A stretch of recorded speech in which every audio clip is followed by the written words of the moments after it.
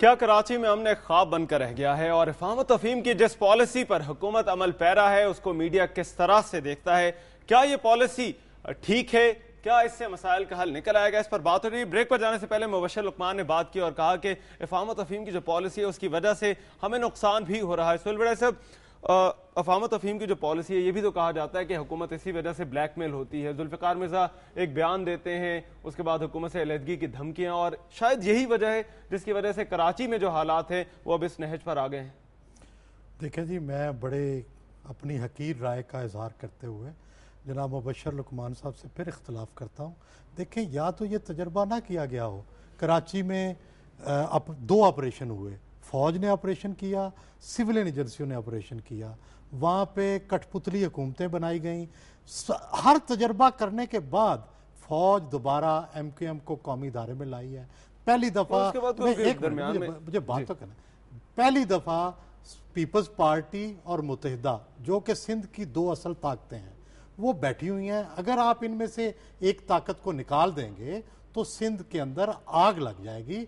बराह करम ये चीज़ें जो टारगेट किलिंग है ये भी बहुत बड़ा जुर्म है, लेकिन अगर आपने कोई ऐसा काम किया जो इससे आगे बढ़ा तो सिंध जो है वाकई पूरे सिंध में आग लग जाएगी। बराह करम इसका रास्ता सिर्फ और सिर्फ मुहज़्ज़ब कौमों में सिर्फ और सिर्फ पॉलिटिकल कंसेंसस और इफेक्टिव गवर्नेंस, वो तो करने की कोशिश कर रहे हैं ना, या तो उसका कोई नतीजा, कितनी कमेटियां बनी हैं, कोर कमेटियां, दूसरी बात का भी मुझे जवाब देना जी। मुबशर लुकमान साहब ने ये कहा कि जी कुछ काली भेड़ें जर्नलिस्टों में हैं। मैं इनकार नहीं करता उनकी इस बात से, डेफिनेटली हर तबके के अंदर है, लेकिन देखना यह है कि क्या मीडिया ने कलेक्टिवली आवाम के शऊर में इजाफा किया है या नहीं किया, क्या बहुत सारी चीज़ों पे सोसाइटी को आगे लेके गया है या नहीं गया। हाँ, कई चीज़ों पे नेगेटिव इम्पैक्ट भी होता है। जब भी कोई चीज़ नई आती है वो अपना असर दिखाती है, कुछ ना कुछ मनफी कुव्वतें भी होती हैं, लेकिन बहसीयत मजमूई मैं उनसे गुजारिश करता हूँ कि वो भी इसी प्रोडक्ट का हिस्सा हैं, और डेफिनेटली वो भी और बहुत सारे दूसरे एंकर्स, न्यूज़ रीडर, ये सब हम अवामी शऊर में एक कमिटमेंट के साथ इजाफा कर रहे हैं, और यही दरअसल रिफॉर्म लाता है, यही सोसाइटियों के अंदर तब्दीली लाता है, और यही वाहिद मुहज़्ज़ब तरीका है। ठीक है, अच्छा मुबशर आप क्या कहते हैं? दो बातें मैं अर्ज करूं। बड़ाई साहब ने बिल्कुल सही फरमाया, मैं इसमें कोई दो राय नहीं है। फ़र्क यह है कि आज तक हम सारे जो है ना अवाम को एक बात नहीं बता सके कि जमहूरियत जो है ना जी, और बड़ाई साहब इस बात पे मेरे से एग्री करेंगे, बिल्कुल इख्तलाफ नहीं करेंगे। जमहूरियत के सिर्फ दो फ़ायदे हैं। एक तो यह है कि वो डिटर्मिन करता है पीसफुल ट्रांजिशन ऑफ पावर एक सर्टेन पीरियड ऑफ टाइम के बाद, और दूसरा जमहूरियत जो है वो चेक्स एंड बैलेंसेस क्रिएट करता है इदारों के ऊपर। हमने जमहूरियत के साथ जो चीज़ें वाबस्ता कर ली हुई हैं ना वो इतनी ज़्यादा हैं, चाहे वो रोटी कपड़ा मकान हो, चाहे बिजली पानी डैम हो, चाहे वो ज़राअत हो, चाहे वो खेती बाड़ी हो, चाहे यूनियंस को, कि वो जमहूरियत को भी हमने बड़ा अंडर बर्डन कर दिया हुआ है। और मेरा ख्याल है हम हकीकी मतलब जमहूरियत का बता नहीं पाए, या शायद हमने उसको ज़्यादा ले लिया है जितना उसका मतलब है। दूसरी बात जो मैं आपको एक बात करना चाह रहा हूँ कि प्लीज़ बेयर इन माइंड, वड़ाई साहब, तमाम लोग मेरे से इस बात पे एग्री करेंगे कि आग तो लगी हुई है पूरे मुल्क में।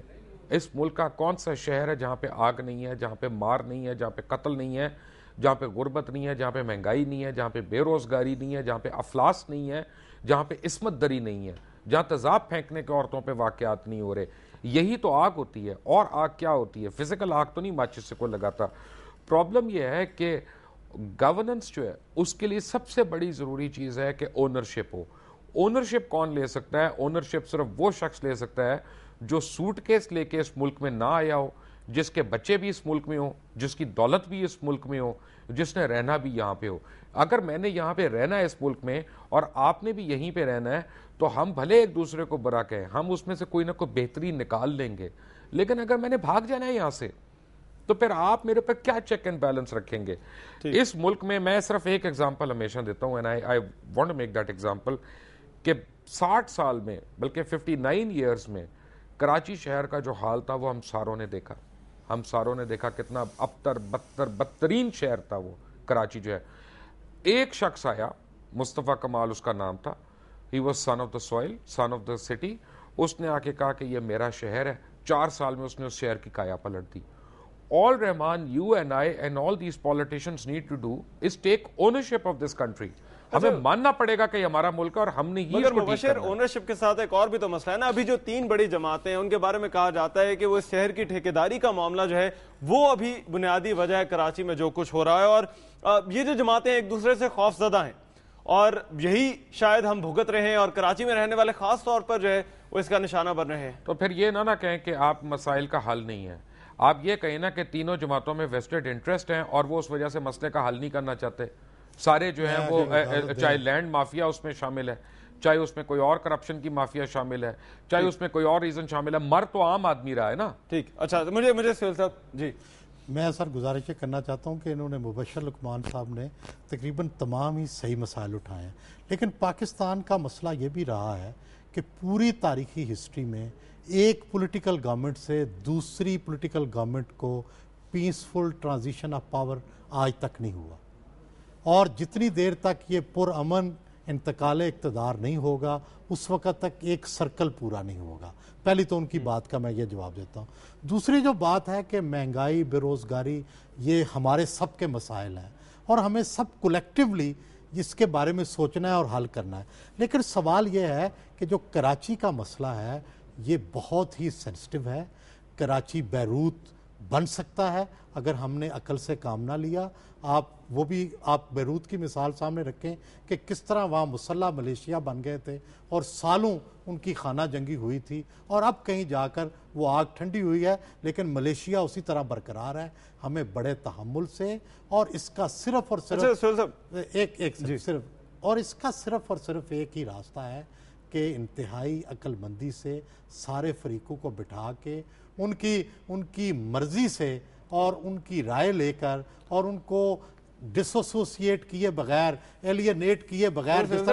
ये तजर्बा भी तो हम कर चुके हैं ना पिछले 3 सालों से। यही जो आपने पहले बात की कि कराची में तजर्बा करके आपने देख लिया वो कामयाब नहीं हुआ। ये जो आप जिस तजर्बे आप अगर 16 साल एक तजर्बा करके नाकाम हुए हैं और 3 साल का तजर्बा में भी चलो नाकाम हो रहे हैं, लेकिन इसमें कम से कम कुछ चीज़ें तो हैं। रिप्रेजेंटेटिव गवर्नमेंट इज़ देयर, दोनों फरीक मौजूद हैं, दोनों इकट्ठे चल रहे हैं। पहले सिंधी जो थे पीपल्स पार्टी को जिनको रिप्रेजेंट करती है वो हुकूमत से बाहर होते थे या वो अंदर होते थे तो एमकेएम बाहर होती थी। कम से कम ये पहली दफ़ा इकट्ठे चलने का तजर्बा कर रहे हैं जिसमें मुश्किलात हैं, लड़ाइयाँ हैं, झगड़े हैं, लेकिन दुनिया में इसी तरह पॉलिटिकल फोर्सेस अपने इश्यूज को रिजॉल्व करती हैं और ये तजर्बा पाकिस्तान में हो रहा है। हमें इसमें हेल्प करनी चाहिए। आपका कहना है कि अभी जो है वो इंतजार करना चाहिए सारे मामले में? नहीं, इसका जो दूसरा रास्ता है ना सर्जिकल ऑपरेशन, उसके नताइज पहले भी बड़े बुरे निकले। अच्छा, मैं थोड़ा सा यहाँ पर हुकूमत का पर्सपेक्टिव लाना चाहता हूँ। मुबशर, मैं चाहता हूँ आप भी जरा डिस्कशन में शामिल हुए। हुकूमत कहती है कि बार बार हमारे खिलाफ साजिश हो रही है और फिर